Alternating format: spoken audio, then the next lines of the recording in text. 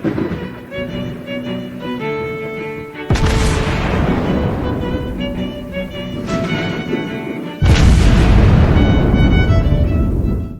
everyone, and welcome back to World of Warships Blitz with Terry, where I have just featured the Kronstadt after a long time people asking. So I figured I'll plug some more holes when it comes to the Soviet cruisers. And this is at tier 9 in the tech tree, the Dmitri Donskoi. The blueprints for the Donskoi were effectively an evolution of the Chapayev design, and the Project 65 were initially meant just to be a late war light cruiser with typical defense against torpedo boats, defense against air, fleet escort duties. But given that the ship ended up being a bit larger than they initially envisioned, and that they had to compete with things like the Worcester, they decided to try and fit 180mm guns instead of the 152mm guns on them, making them somewhere in between a light and a heavy cruiser, sort of. And technically, by definition, would have been a heavy cruiser, actually. But in the end, these ships weren't built, and Stalin didn't like them, so they went back to the evolution of the Chapayev designs and actually built a couple of those. But this is what it would have been if it had been built, as there are so many. The Dmitri Donskoi. Now, in game, there's an interesting evolution here, because, and this is not atypical. So oftentimes you find that up to and including tier 8, you have a specific playstyle, and then you get a bit of a switch in tier 9 that prepares you for tier 10, and that can be also a switch in style. Now let's compare it to the Chapayev. At first glance, at least from the ship skills, it's a direct evolution. We get a better precise aim, we get a better defensive AA, and we get a bit more hit points. The hull is still it's slightly better armored, but still very, very squishy. So these ships are not known for their armor plating. The maneuverability is on par pretty much, and she's a tick faster actually. But the guns is where it gets really, really interesting. So if you were familiar with the Soviet light cruisers up and including to the Chapayev, these are excellent kiters and HE spammers actually, with relatively rapid firing 152mm guns, lots of them, and a 6% base fire chance. You could burn down a fair bit. Now, the Donskoi has the same number of guns, but it's a very different caliber. It's 180mm. Now, most heavy cruisers end up with 200mm plus main guns. The 180s have a little bit less penetration on the armor piercing, but obviously, given that it's a larger caliber, they do more damage. However, the fire chance is the same, while the reload has gone up from just under 8 seconds to over 11 seconds. So in terms of pure fire starting capacity, the Dmitri Donskoi is a definite step down from the Chapayev. And she is at tier 9. Tier 9 is somewhat uncomfortable because you get into tier 10 matchmaking, which means you have things like Vermonts starting to shoot at you. And when you are in a cruiser that is large, not particularly maneuverable, and relatively poorly armored, then that means you can basically be two-shot by a lot of things in the game that have big guns. And you combine that with the fact that you actually drop down the fire starting chance, and things are certainly getting a little interesting. The torpedoes are a bit better. 6 km is almost a usable range if you are playing around islands and find yourself in a position to drop the torpedoes, and you also get now quintuple launchers. So you definitely have gotten a slight uptick in firepower, but you pay for it with almost everything else. So the reload takes longer, the alpha damage is lower, the torpedoes are slower, and the AA, while by no means great, at least is there, and you have the defensive AA. That said, this is not a pure AA cruiser, so don't try to solo against tier 10 carriers. You will lose pretty catastrophically, given that you don't have the maneuverability to effectively dodge incoming airstrikes. Now let's have a quick look at the comparison between the Donskoi and the Riga, because the Riga is the other tier 9 tier 9 cruiser, and it's technically also a heavy cruiser.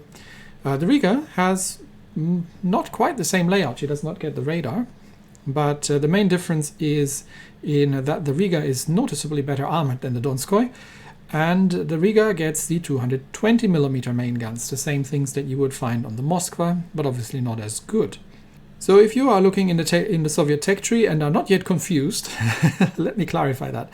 So after tier 7, where you have the shores, you get either the light cruiser line, and I'm making slight air quotes around this, with the Chapayev, which is a very excellent ship, at tier 8, the Donskoi at tier 9, and the Alexander Nevsky at tier 10. Or you go down the heavy cruiser route with the Tallinn, which is basically an Admiral Hipper, then the Riga at tier 9, and the Petropavlovsk at tier 10. So that's the cruiser split that you have on the Soviet tech tree. But back to the Donskoi. So what can we do with this thing?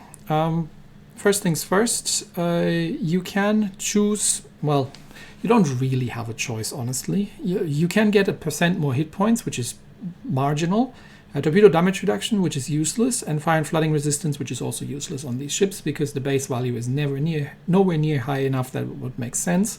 The only bonus that you can possibly take here is the main battery firing range, unless you want to take the XP bonus just to get through it quicker. I would still take the range though, if you are planning to actually play the ship. The historical camo, if you are so inclined to get it for some reason, is giving you hit points, again, a range, torpedo speed, and large caliber AA range. All except for the torpedo speed is quite useful. I would have preferred main battery dispersion here instead of torpedo speed. That would have been a nice change up, but this is what you get. So with all these settings, you are getting to a maximum range of 13.4 kilometers, which isn't great. It is workable, but it's not great. At tier 10, this gets better. The 180s on the Nevsky have a noticeably longer range, but 13.4 kilometer, I would say, is sort of at the edge of the workable range for a tier 9 cruiser that relies heavily on ranged play. Equipment-wise, I would personally put the main battery mod 3 in this one, because precision and getting your shells on target is what counts. Now, I did hint slightly towards the fact that you now kind of sort a heavy cruiser, although with a relatively low caliber, and that you lost out quite a bit in HE spamming capability compared to the Chapayev. That doesn't mean that the Donskoi can't HE spam. It's just that she's not as good at it as the Chapayev is. And that means you have to start getting used to using the armor piercing effectively. And in this, she's a little bit of an outlier, because on the Nevsky, you don't technically have to do that. Because the Nevsky does get the reload back, sort of, even though she loses a fair amount of guns on it. But the armor piercing is good on these ships. So learning how to use the armor piercing and what the 180s can do is quite important. And for that, if you have to use it at range, precision is what you need. And then, given the absolutely abysmal state of armor on this thing, I have put the concealment mod in slot 3. Personally, actually, I find myself playing concealment a lot more these days than I used to. I know it's been sort of meta for a while, but I've been holding on the steering mod. But especially in the higher tiers, it really becomes essential, because and it also depends which server you're playing, but if you're playing Asia, it becomes really essential to build for concealment, because as a cruiser, because you will be sniped from battleships across the map that you can't even see, because that is just such a popular play these days, which isn't a bad thing. It makes it interesting. It just means that you might have to spec slightly differently for your playstyle and for where you are playing. So with all of that, we have the concealment down to 9.5 kilometer, which isn't great by any means whatsoever, but it is sort of workable. Now, there's Gorshkov, who is sort of, I believe, the cruiser commander that you can take. So that's why I haven't taken Makarov here, because he feels like he's more designed for these cruisers. Because he gives us an extra radar, which, given that you have one, makes you then have 2 radars, which is a great thing if you need to deal with enemy destroyers. It gives us the improved air defense expert. Just do keep in mind not to try and go up against enemy carriers by yourself. But if you are playing support cruiser, which this ship is not in a bad position for, because you can easily stick with friendly teammates and just support from range, then this is a good change. The improved exploit weakness kind of lends it towards it still being considered an HE spammer, and it certainly is against battleships at range. You get the improved marksman. You get the improved adrenaline rush for something that is designated or slated as towards AA. I always prefer to take the extinguisher just because you will be burning from American dive bombers, and it does have quite a bit of an impact, especially on ships that have a relatively low base fire flooding resistance. But it is the legendary skill, so this is what it is. The only thing that I've changed here is I've not used the IFHE Plus skill because the 180s just really don't have enough punch in them. And instead I'm using the APCS, which means you can do a lot more against enemy cruisers with the armor piercing.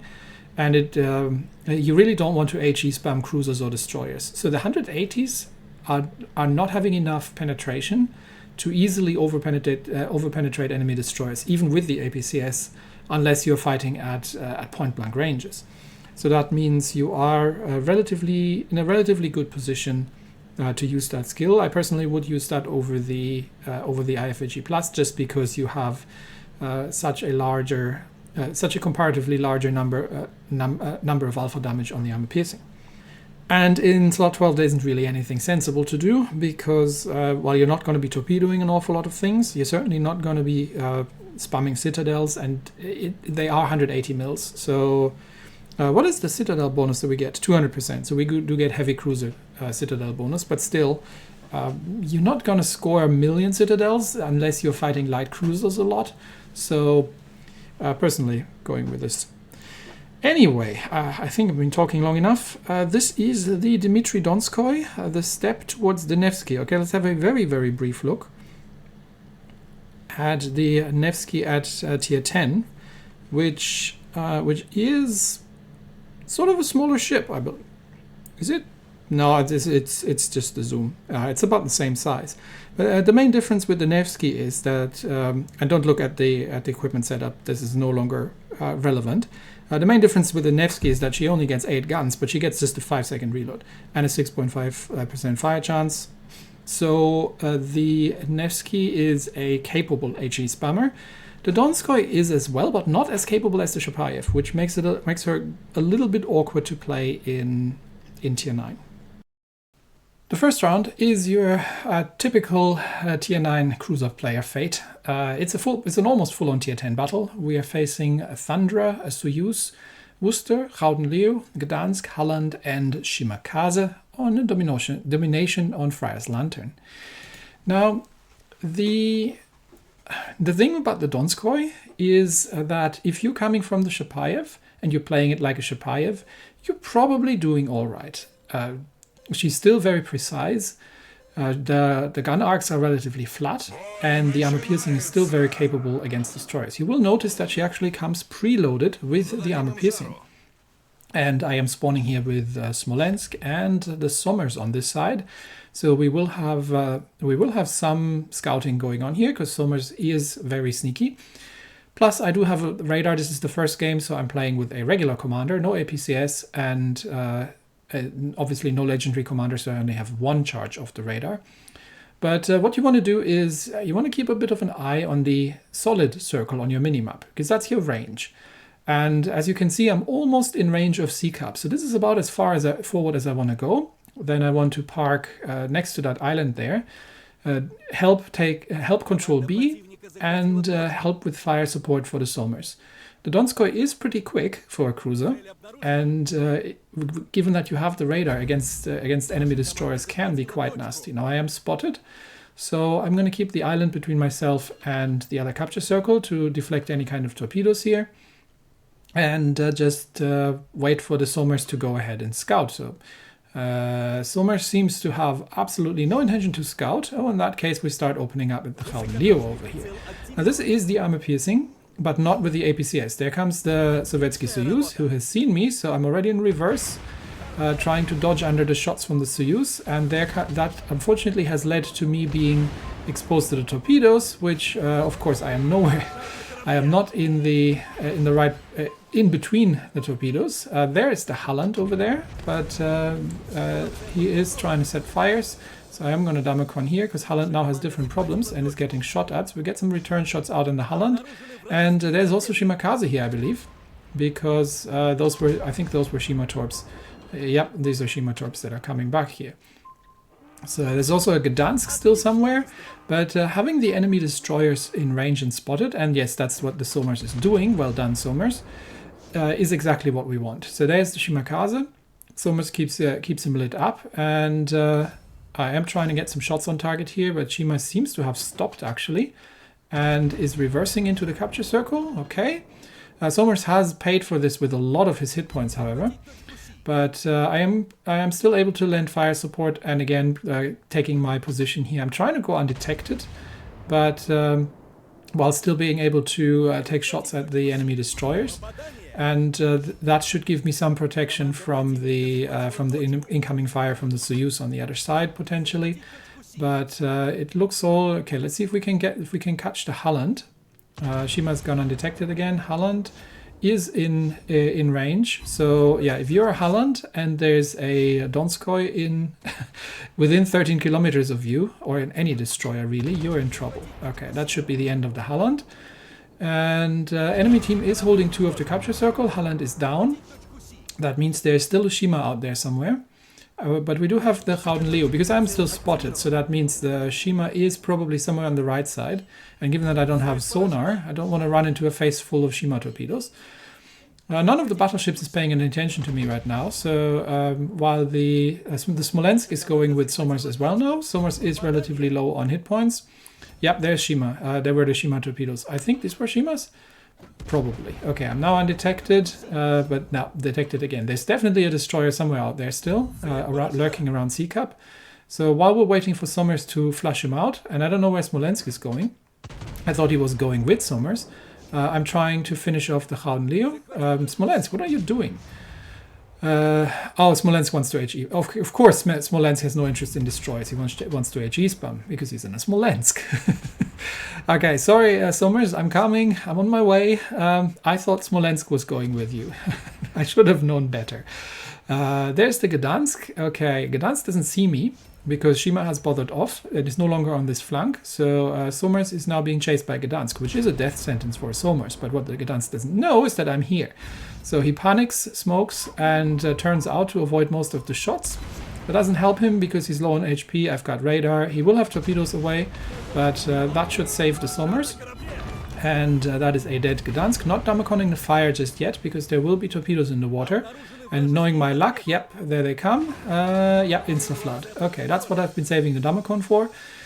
So let's take Sea Cup because the Somers is now, after having done nothing but scouting the whole game, is now farming a bit of damage, which, well done, well deserved. You're on low hit points. I'm following right behind, so you have no reason to stay back and deal with the cap. You've done your job admirably.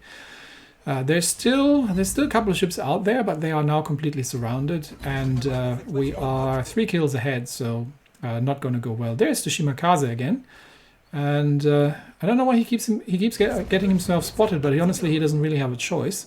Now he is going, I think, yeah, he's going after the Somers, but that means he's giving me broadside, which means this is no longer a fair fight for the Somers. Is he going to do full turn? Actually not. He is going for the island. Somers has smoked up, because Shimakaze is in a gunfight with the Somers. And now he has to give me broadside because he can't go anywhere else. There's the island. I'm just careful not to run into the face of the Thunderer here. Although the Thunderer probably has other problems. Shima is turning starboard. Is he? No, actually. He goes back to the capture circle. Oh, because there's one of our other destroyers coming in from the other side. Yeah, they were now well and truly surrounded. So Shima's gone undetected. Let's finish off Worcester. And then we can deal with Shima again. And then it's just Thunderer left. Nope, Shima torpedoes. Okay, Somers has spotted the Shima torps. I wasn't thinking that he would drop on me, but given that there are battleships, there's a battleship and 2 cruisers coming in, and of course my luck again. We're taking 3, but that's okay. And Shima's still going after Somers, so I'm swinging the guns around now to the other side. Turret traverse isn't the best, and I need to give a bit more lead at this range. It's 11 kilometers, about here-ish. Vermont has taken down the Thundra, and just a little bit short on the Shima. Now Shima's gone undetected, so that was my chance for the 4th kill. But we have taken out we've taken out 3 ships, and we've done, I think, strategically the right moves. So that is kind of how you want to play the Donskoi. You want to stay at range, and you are very, very dangerous against destroyers at range as well. Against cruisers, the armor piercing can struggle a bit if you're playing at 12 kilometers or so. And against battleships, you definitely need to use the high explosive if you don't have precise shots at their bow stern. For the second round, we are playing Domination, Islands of Ice. Island of Ice, can't remember this map actually. But we are in a 5v5 because the matchmaker has been supremely aggressive over the weekend, facing Monty, Yama, Baltimore, Regolo, and Shimakaze. Again, it's a domination battle, so we can sort of do the same play. In this case, however, I have the legendary commander equipped, which means I actually have 2 radars, but still I do need to be somewhat careful because Donskoi is large, not the most maneuverable ship, and there are some big battleship guns out there that we need to deal with. And like I said, HE spam-wise, she's actually worse off than Chapayev. Okay, at least in terms of fire chance. There's a bot next to us. I am still going to head towards A Cup because I have the range to cover both A and B, and I have an island there. Z52 is going B, unfortunately, given that there are already 2 destroyers out there. I was kind of hoping he would help out in A, but that's okay. And I'm definitely going to be using this island that I'm sailing towards here to shield me from enemy battleship guns. Because that is one thing that in these ships you have to be really, really careful about. The enemy battleships do like to take out these cruisers because they are a bit sluggish, they're relatively large, and they're very, very squishy. So this is about as far as forward as I want to go, and then I'm going to let the bot scout into A and see how much of the enemy team we're actually facing. Because on maps like these, it's anybody's guess. The bot is running into the island and is going to do the Tokyo Drift. There he goes.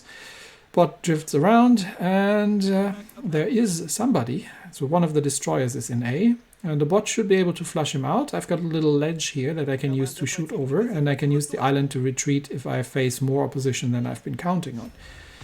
And we have Montana, one of the destroyers. Oh, that's the Regolo. Yeah. Hello, Mr. Regolo.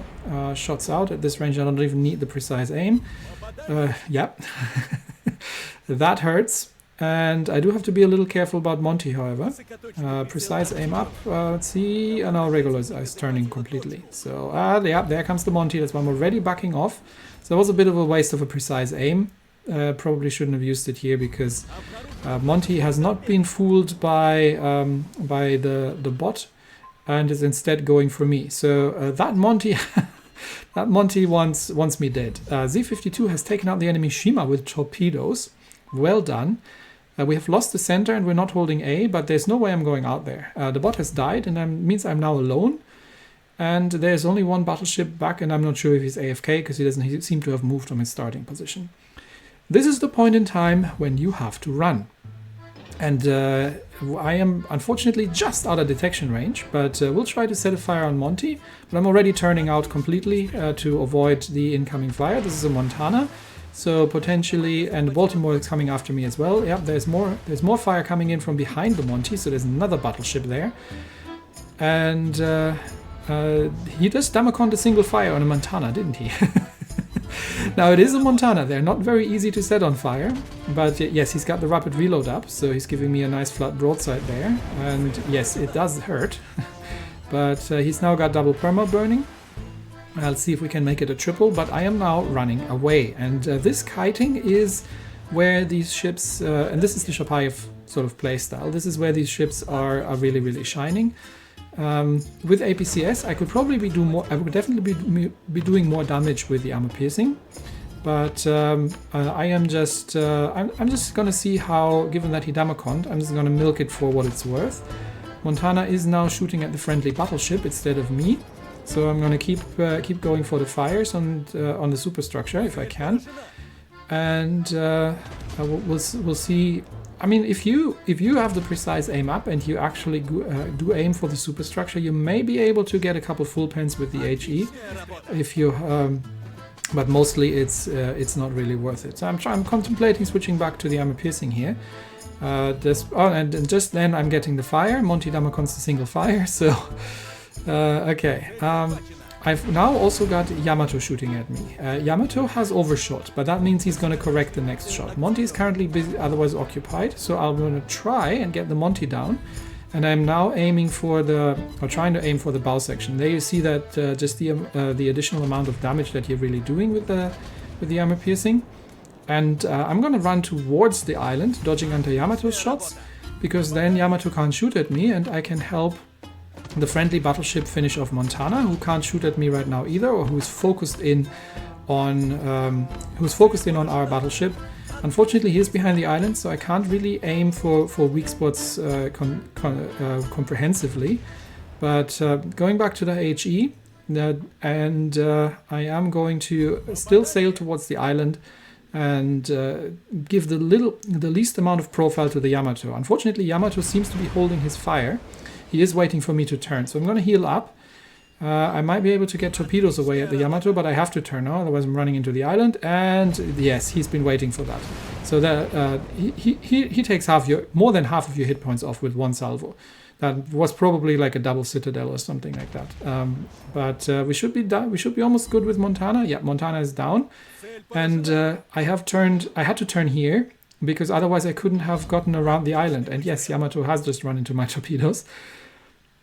And now the battleship comes in, so this was a calculated risk. We'll see if I get lucky with the fires on the Yamato. Although at this range I should probably just be using the armor piercing. We're down to 3 versus 1. We're going to be holding all capture circles. So yeah, can just be using the armor piercing here. Just want to add insult to injury, but he didn't actually get a flood from the torpedoes. So I think I miscalculated that. I thought he had a flood, I think, when I was playing, because I wasn't paying attention. And I'm going to try setting permafires, but he didn't actually flood. So I should have been using the armor piercing here. And keep an eye on the guns. If you've seen the Yamato has just... and then now I realized that, oh, he actually did have the Damacon ready. Keep an eye on the guns. You see the guns are turning. He's pointing at the battleship. So I can now turn around again and get all my guns on target while I was reverse dodging underneath his guns. I'm trying to go for a permafire here, but with 30 seconds out, so back to the armor piercing. Really, it wasn't meant to be for another fire. I'm trying to aim center line, so by the time the shots are getting there, they hit the very large stern of the Yamato. Need to aim a little bit more forward, I think. Yeah, needed to aim a little bit more forward. But that did net us the big caliber, and we'll see if we get one more salvo off maybe before the Yamato goes down. And that's where you want to hit him, at the stern section for full penetrations. He takes out the Monty, I take out the Yama, game's over. And that is kind of... and Worcester takes the cake. But that is kind of how you have to play the Donskoi. For a tier 9 cruiser, it's not a bad ship. But you really have to learn sort of the ranged gameplay on this thing if you haven't yet. And I mean, you have to do that in the Chapayev as well. So playstyle wise, it's not a huge difference to the Chapayev. Just be aware that you're often better off using the armor piercing at certain targets, especially light cruisers, but also destroyers. You're doing a lot of damage. You don't quite have the same fire starting chance as you have on the Chapi. So, but as tier 9 cruisers go, it's not a bad one. It's probably not my favorite, but if you want to get all the way to the line, it's not a bad ship to have. And that's it for me today. Thanks everybody, and I will see you next time. Bye bye.